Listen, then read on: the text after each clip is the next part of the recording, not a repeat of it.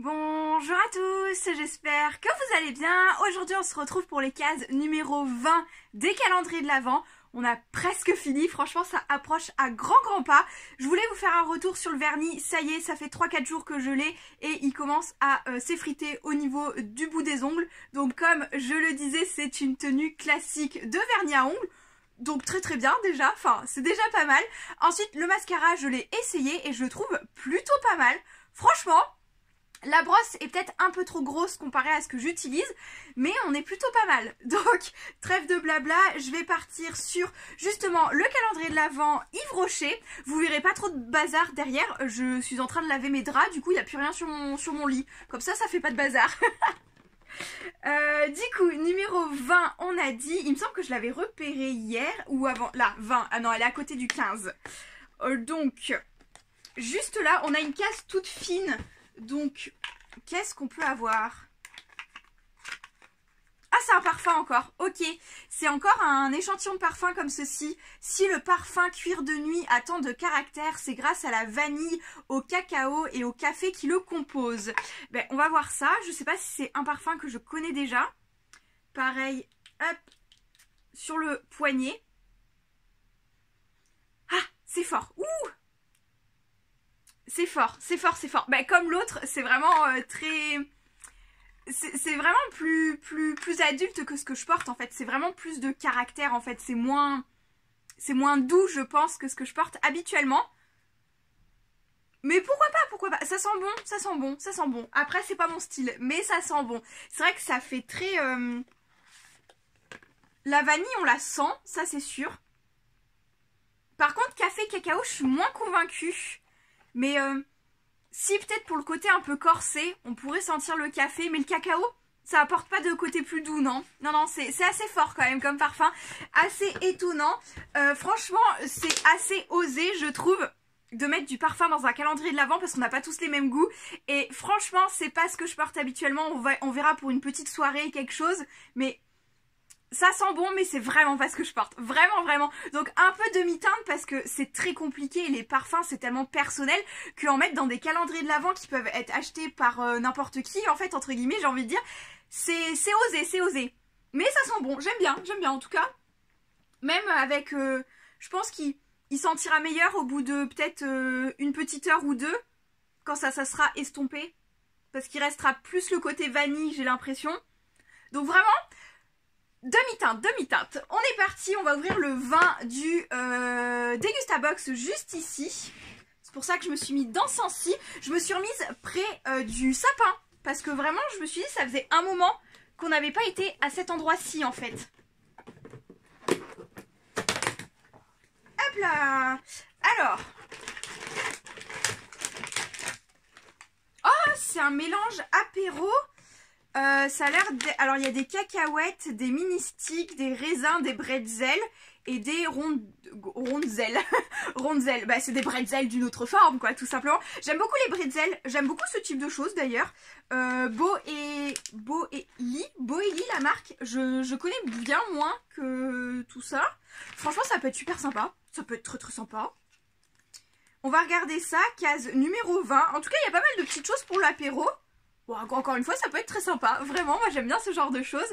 Donc, Boeli apéro party, 1,95 €. Des bretzels, des cacahuètes, des raisins secs et des biscuits au pavot et sésame. L'apéro party a vraiment tout ce qu'il faut pour un apéro délicieux et varié en goût. À partager avec ses amis ou soi-même. Bon apéro à tous. Ça peut être super sympa. Après, moi, ce genre de truc, je les mange aussi en snack, au goûter, quand j'ai pas envie de faire un truc trop sucré. En tout cas... Pas mal à croquer absolument et visiblement c'est nouveau, donc nouveau depuis quand je ne sais pas, mais ça peut être très sympa. C'est un petit paquet de 125 grammes, donc parfait pour un apéro effectivement. J'aime bien, pourquoi pas. Ça fait toujours plaisir, en tout cas ça fait toujours des nouveautés en fait finalement, parce que le Degustabox pour moi c'est vraiment toujours de la nouveauté, parce que c'est des choses que je n'achète pas habituellement, tout simplement. Je vais ouvrir celui pour Patapouf également. Après, je sais pas, il est vraiment en train de roupiller encore une fois. Je crois que je vous dis ça à chaque fois en fait. Patapouf passe son temps à roupiller justement, donc je peux pas faire mieux. Je vais pas aller le déranger spécialement pour la vidéo. Sinon, je serais un petit peu tyrannique quand même.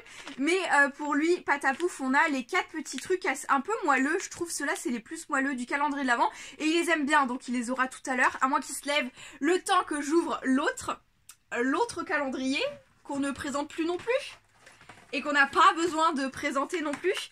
Alors la case numéro 20, elle est ici. Alors c'est une case un peu longue, mais elle est plus épaisse que les crayons. Donc est-ce qu'on peut espérer un stylo? Est-ce qu'on peut monter en gamme? Est-ce qu'on peut avoir peut-être la meilleure case de ce calendrier? Alors... j'ai encore un peu tout craqué, comme d'habitude. J'essaye d'enlever la case pour voir. Bon, il n'y avait pas grand-chose d'intéressant. En fait, il y avait des petites fleurs. Donc, il n'y avait pas de personnage derrière. Et on a visiblement, j'ai peut-être raison. Mais c'est que j'ai peut-être bien raison. On a un stylo. Et encore une fois, le design va pas être fou du tout.